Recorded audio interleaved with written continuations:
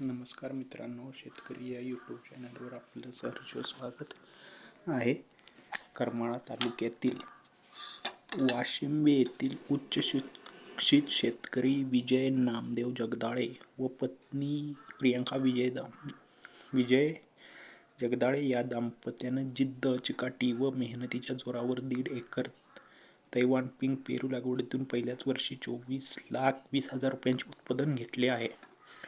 उजनी लाभ क्षेत्रात वारंवार ऊसाचे एकच पीक घेतल्याने उत्पादनात होणारी घट, पिकांसाठी लागणारा जास्तीचा कालावधी, खतांचा वाढलेला खर्च, गाळपासाठी होणारा त्रास त्यामुळे जगदाळे यांनी पारंपरिक पिकाला फाटा देत पेरू लागवडीचा निर्णय घेतला.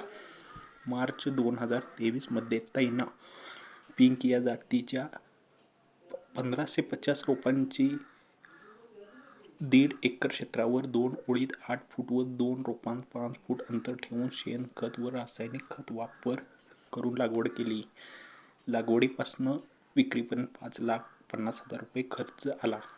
18 महिन्यात विक्रीसाठी आलेल्या पेरूची शेताच्या बांधावरच 50 रुपये ते 85 रुपये प्रति किलो दराने मुंबई, पुणे येथील व्यापाऱ्यांनी मालाची विक्री केली.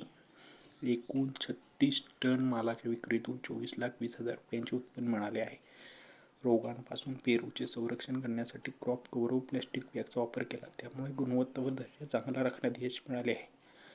जगदाळे यांनी योग्य व्यवस्थापन व कमी कालावधीत घेतलेले भरघोस उत्पन्न त्यामुळे त्यांची शेती परिसरातील शेतकऱ्यांना मार्गदर्शक ठरत आहे. जीवामृत या शेतीसाठी वरदान ठरले आहे.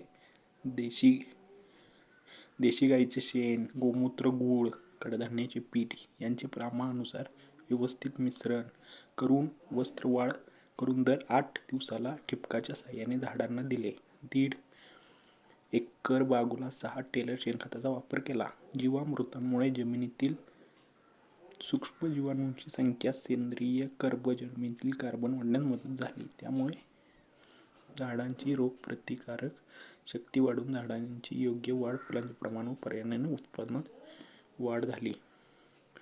बारामती, पुणे येथील कृषी मेळाव्याला उपस्थित राहून व यशस्वी पेरू बागायतदारांच्या प्लांटला भेट देऊन त्यातील बारकावे जाणून पेरू लागवडीचा निर्णय घेतला. बाजारपेठेचा अंदाज घेत, फळ छाटणी करून बहर घेत पहिल्यांदाच भरघोस उत्पन्न निघाले. विजय जगदाळे हे वाशिंबा तालुका करमाळा येथील रहिवासी आहेत. धन्यवाद मित्रांनो. आपला व्हिडिओ कसा वाटला? लाईक करा, कमेंट करा, शेअर करा, सबस्क्राईब करा.